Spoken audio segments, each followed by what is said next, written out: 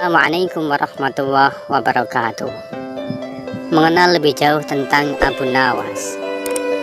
Abu Nawas merupakan seseorang yang dilahirkan pada tahun 750 Masehi dan meninggal pada tahun 819 Masehi di kota Baghdad.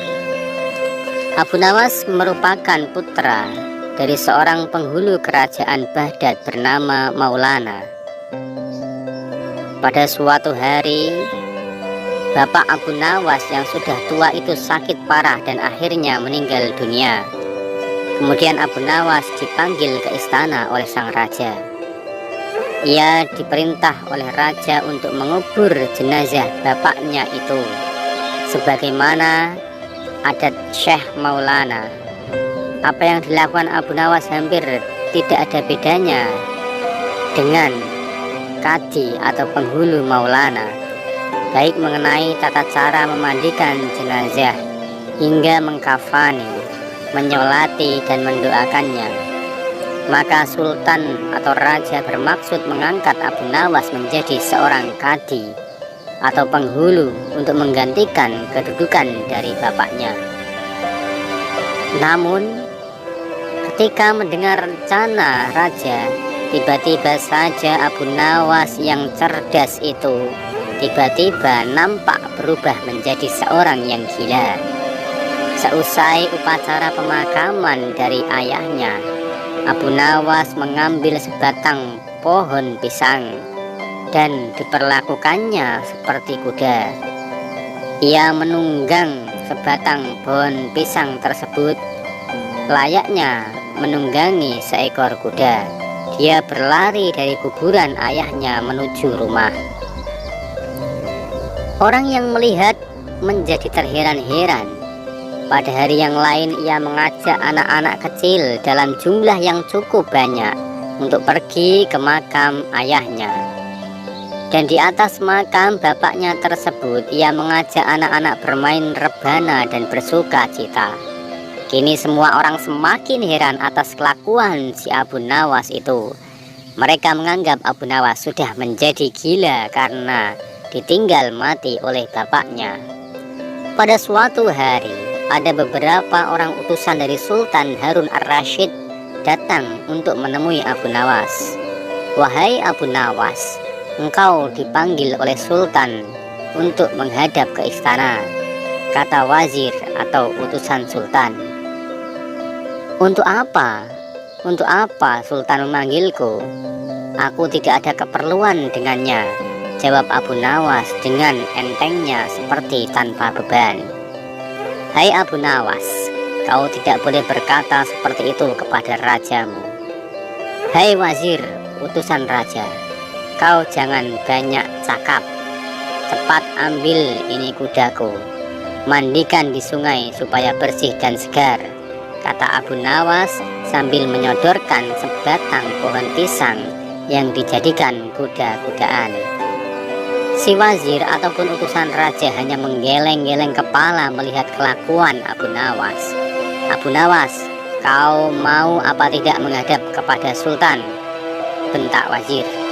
"Katakan kepada rajamu, aku sudah tahu, maka aku tidak mau menghadap raja."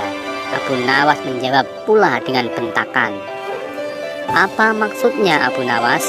tanya wazir dengan rasa penasaran. "Sudah, pergi sana, bilang saja begitu kepada rajamu." Segera Abu Nawas sembari menyaruk debu dan dilempar ke arah si wazir dan teman-temannya. Kemudian si wazir segera menyingkir dari halaman rumah Abu Nawas. Mereka melaporkan keadaan Abu Nawas yang seperti tak waras itu kepada Sultan Harun ar-Rasyid. Dengan geram dan marah, Sultan berkata, "Kalian sungguh bodoh semua. Hanya menghadapi Abu Nawas untuk dihadapkan kepadaku saja tak becus. Ayo pergi sana ke rumah Abu Nawas, bawa dia kemari dengan sukarela atau dengan paksa."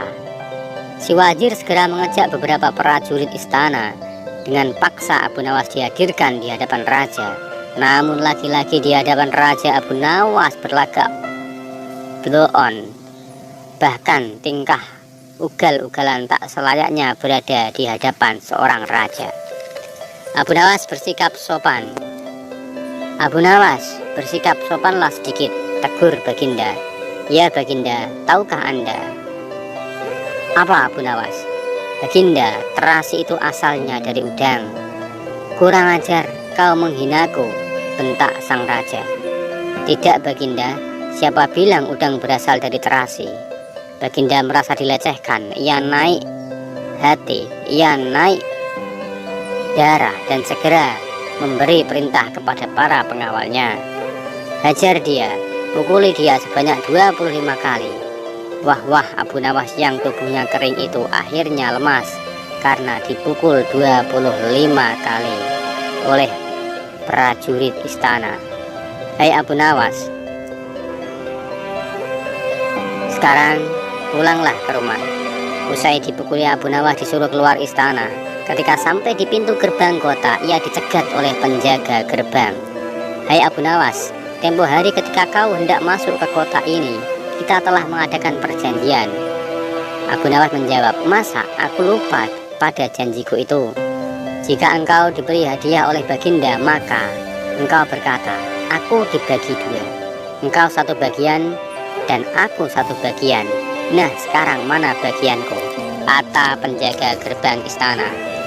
Hei penjaga pintu, apa kau benar-benar menginginkan hadiah Baginda yang diberikan padaku hari ini? Tanya Abu Nawas. Ya, tentu, itu kan sudah merupakan perjanjian kita, jawab seorang penjaga pintu gerbang. Baik, aku berikan semua saja, bukan hanya separuh, tapi semua untukmu. Wah, ternyata kau baik sekali Abu Nawas, kata sang penjaga gerbang dengan berseri-seri. Memang harusnya begitu, kau kan sudah sering menerima hadiah dari Baginda. Tanpa banyak cakap lagi, Abu Nawas mengambil sebatang kayu yang agak besar, lalu orang itu dipukuli sebanyak 25 kali. Tentu saja orang itu menjerit-jerit kesakitan dan menganggap Abu Nawas telah menjadi gila.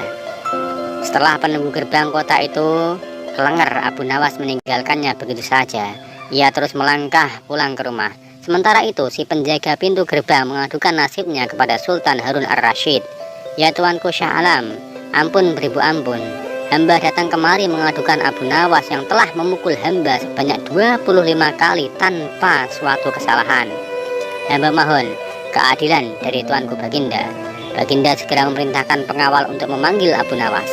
Setelah Abu Nawas berada di hadapan Baginda, kemudian Abu Nawas ditanya, hai Abu Nawas, benarkah kau telah memukuli penunggu pintu gerbang kota ini sebanyak 25 kali pukulan? Abu Nawas menjawab, ampun tuanku, hamba melakukannya karena sudah sepatutnya dia menerima pukulan itu. Apa maksudmu Nawas? Coba kau jelaskan sebab musabab kau memukuli orang itu, tanya Baginda. Tuanku, kata Abu Nawas, hamba dan penunggu pintu gerbang ini telah mengadakan perjanjian bahwa jika hamba diberi hadiah oleh Baginda, maka hadiah tersebut akan dibagi dua, satu bagian untuknya dan satu bagian untuk saya. Nah, pagi tadi hamba menerima hadiah 25 kali pukulan, maka saya berikan pula hadiah 25 pukulan kepadanya atas permintaannya sendiri. Kemudian raja berkata, hai penunggu pintu gerbang, benarkah kau telah mengadakan perjanjian seperti itu dengan Abu Nawas? Tanya Baginda. Kemudian sambil menunduk dan tidak bisa berkata-kata, dia menjawab, benar tuanku raja.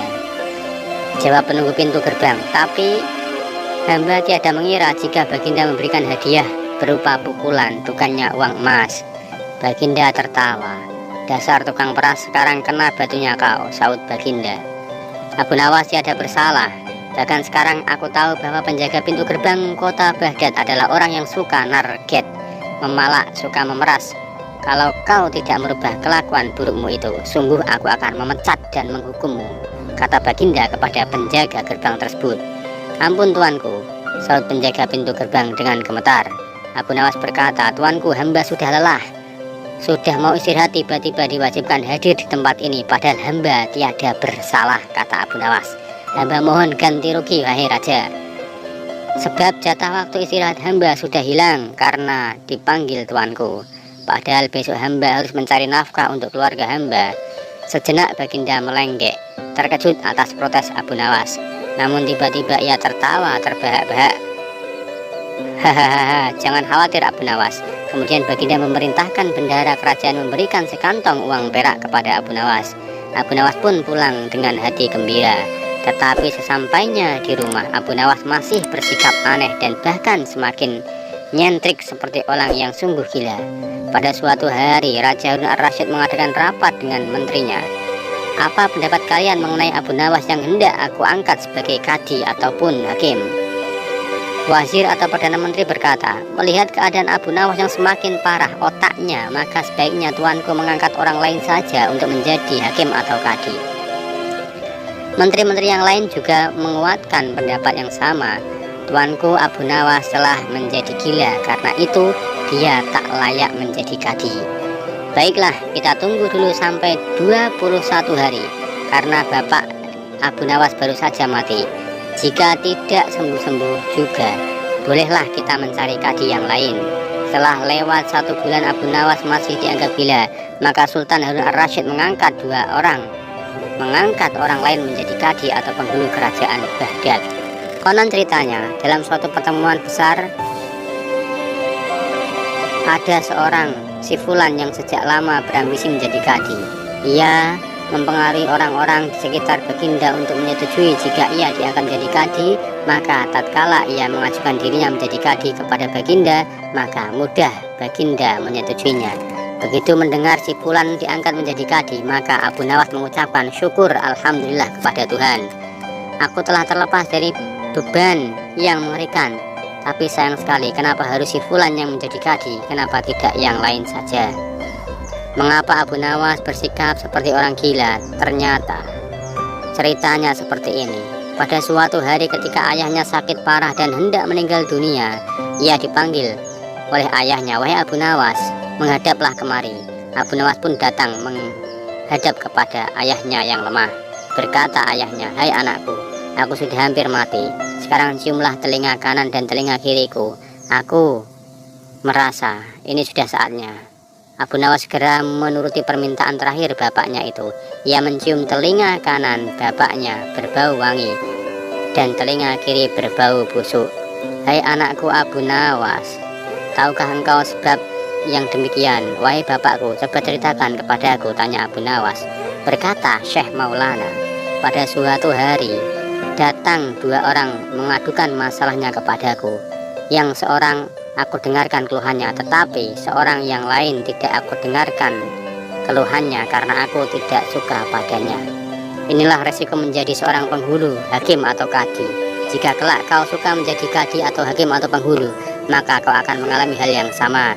Namun jika kau tidak suka menjadi kadi, maka buatlah alasan yang masuk akal agar kau tidak terpilih sebagai kadi oleh Sultan Harun ar-Rasyid. Tapi tak bisa, kau harus bisa mengelak. Nah, itulah sebabnya Abu Nawas berpura-pura menjadi gila, hanya untuk menghindarkan dirinya agar tidak diangkat menjadi kadi atau hakim atau penghulu.